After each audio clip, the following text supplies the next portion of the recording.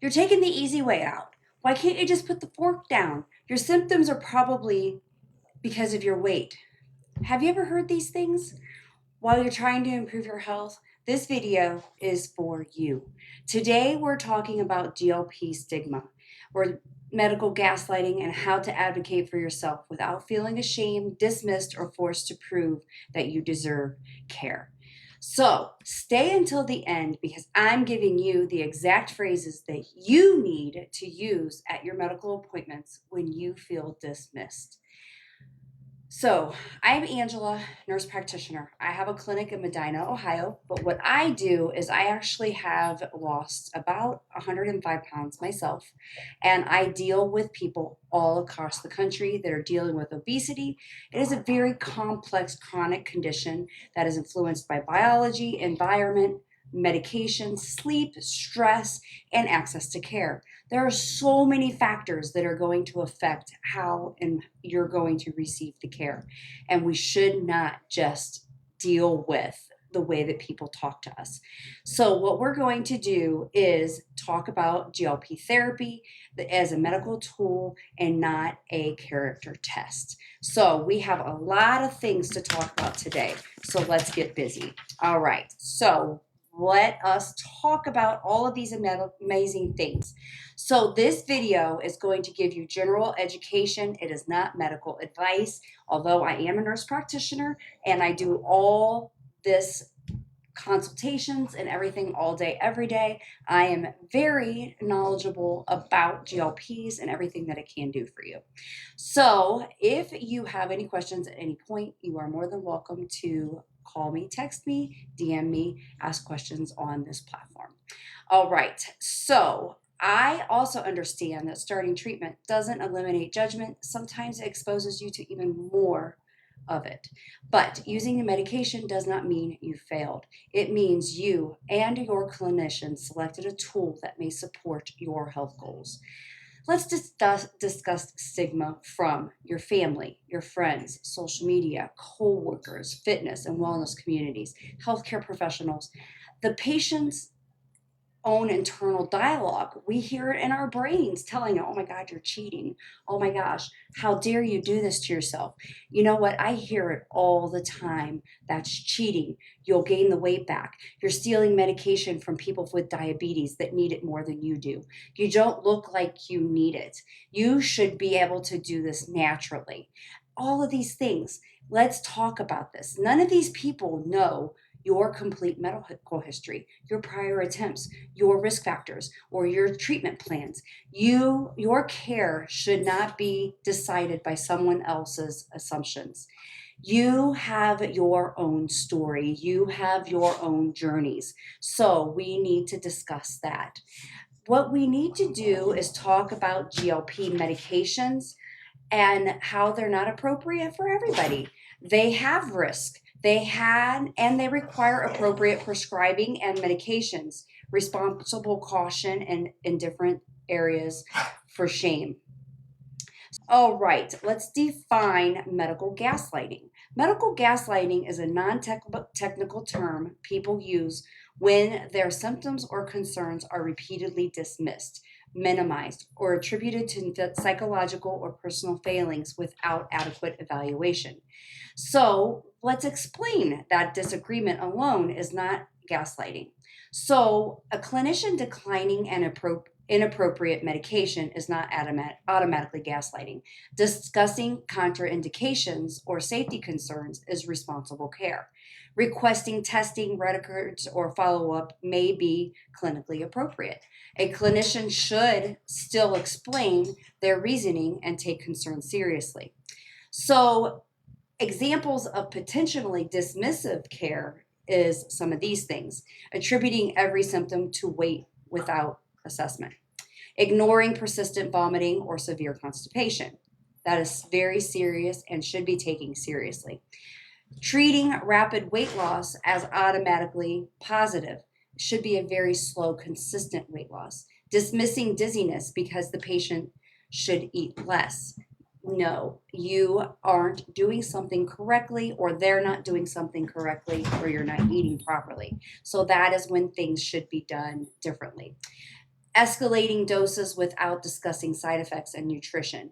We don't always just increase the dose every 4 weeks. What we do is we do it per you and what your body is doing, blaming the patient rather than investigating barriers. Yes, that is extremely important. We want to know how you're feeling and what you're doing. That is extremely important. So, okay, so now let's talk about warning signs that you're being dismissed or that, they're just saying it's your fault. Your questions receive jokes, shame, or moral judgment. That should never be. Symptoms are repeatedly minimized without examination or explanation. Please don't let this happen. None of these things should be happening. You are interrupted before describing the full problem. You are the most important thing, and this needs to be discussed. No one explains the benefits, risk, alternatives, or next steps. Watch my other videos. They will give you all of this information. But if the provider that you're working with is not giving you this information or you can't get a hold of somebody, please, please reach out to someone that can. We're perfect for that. Okay, you feel pressured to increase a dose despite significant side effects. You do not need to increase that dose. If you do not have food noise or you're not having cravings and you feel great, don't increase that dose. Every concern is attributed to your weight or GLP without considering other causes. Please talk to your provider, talk to your primary care, talk to anybody that is going to listen. Your medical record does not accurately reflect what you reported. That is extremely important. Feeling unheard doesn't always mean your clinician is wrong, but it does mean the communication and your care plan need attention. Let me repeat that. Feeling unheard doesn't always mean your clinician is wrong, but it does mean the communication and care plan need attention. You need to be heard. You need to be listened to. It's extremely important. So, when symptoms are dismissed, this is something that we need to talk about because your symptoms need to be very importantly heard and discussed. I understand my weight or medication may be relevant. What other possible causes can you consider or have you considered? When you need the reasoning, can you explain why you believe this is the most likely the cause? When testing is declined, what findings would make testing or referral appropriate?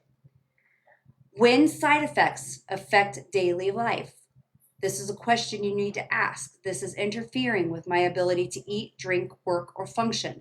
What is the treatment and follow-up plan? When you do not tolerate a dose, I'm not comfortable increasing the dose. We need to address these symptoms. When you want documentation, please document the symptoms I reported, your assessment, and the follow-up instructions. When you need options, what are the benefit, risk, and alternatives, including staying at this dose or stopping? When you want another opinion, I'd like the second opinion or referral from someone experienced in obesity medicine. These are all questions that you need to, or a way to ask your provider so that you can get the answers that you want. These are things that you can bring to your appointment so that you can try to get more of your answers. A concise symptom timeline. Write everything down. Take that with you to your appointment. Medication and supplement list. Injection dates and doses. Food and fluid intolerance.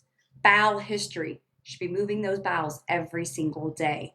Glucose readings when applicable.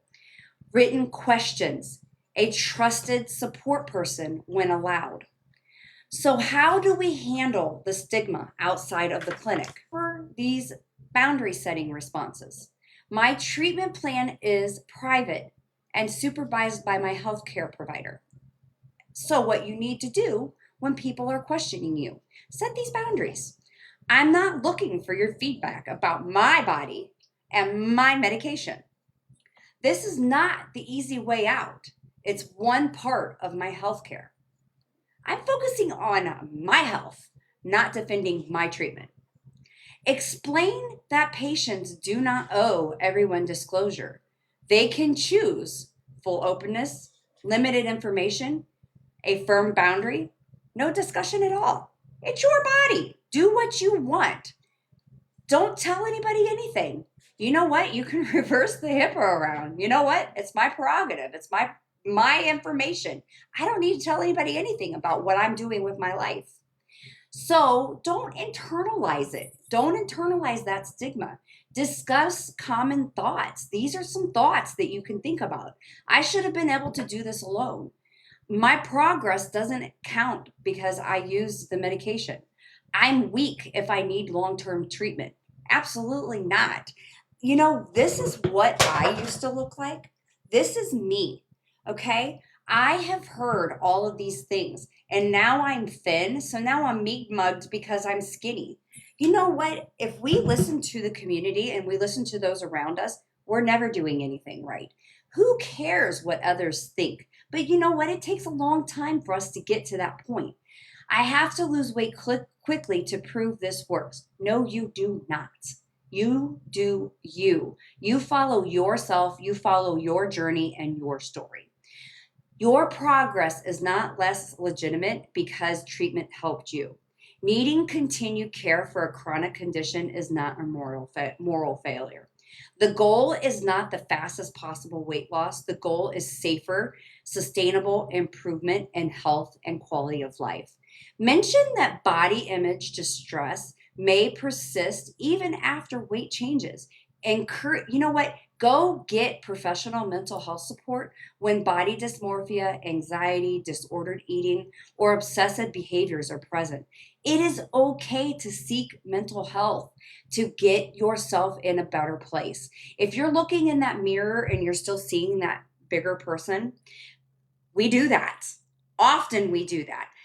It took me a long time to see this new me. And it is okay to see that person, but we have to learn to look past that person. What can we do to help ourselves move past these things? Get appropriate medical attention and screening. We can help you with that. We can help you find somebody locally. We can do telehealth. Anything that you need to help to be healthy, we can help you with that.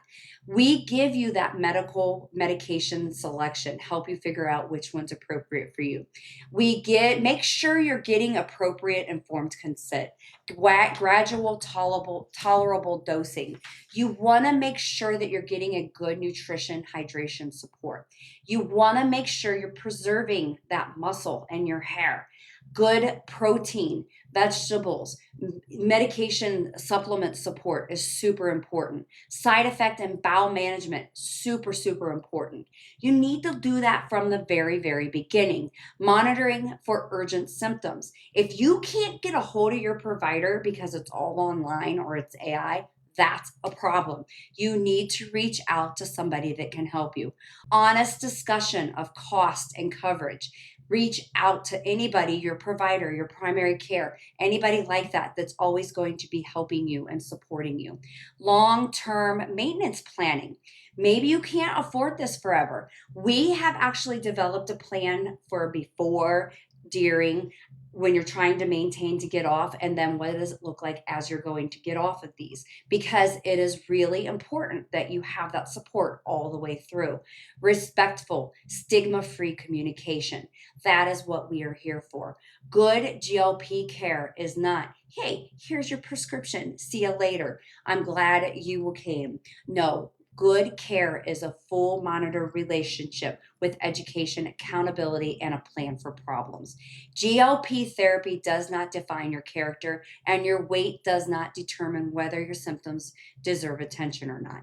You deserve a healthcare that is evidence based, respectful, and honest. Advocate for yourself, ask for explanation, document your concerns, and seek a second opinion when necessary. At the same time, stay open with your appropriate medical precautions and caution. The goal isn't to demand one treatment, it's to participate in meaningful care. You need to make sure that you're asking for and get the care that you deserve. Without sharing private medical details, what is one respectful sentence you wish someone had said to you during your weight loss journey? Add it below. Your words may help another person feel the less alone. Subscribe for practical judgment free GLP education and side effects, nutrition, dosing, and the stalls to learn long term health. Navigating your GLP therapy can be difficult when family, social media, and other health professionals minimize your experience. Nurse practitioner, I'm Angela, and I explain GLP stigma, medical gaslighting, respectful care, and practical phrases you can advocate for yourself. It is very important that you advocate for yourself, and your healthcare should include respect, informed consent, and room for questions. Medical disagreement is not automatically gaslighting, but repeated dismissal without appropriate valuation deserves attention. Keep comments supportive and avoid giving individual medical advice. I am Angela. I am a nurse practitioner. I have a clinic in Medina, Ohio, but I do serve all 50 states. I am more than happy to help you and guide you through this journey. I live it every day. I have helped thousands and thousands of people on this journey just like you. Follow me for more. Thank you and have a wonderful day. Put your comments below.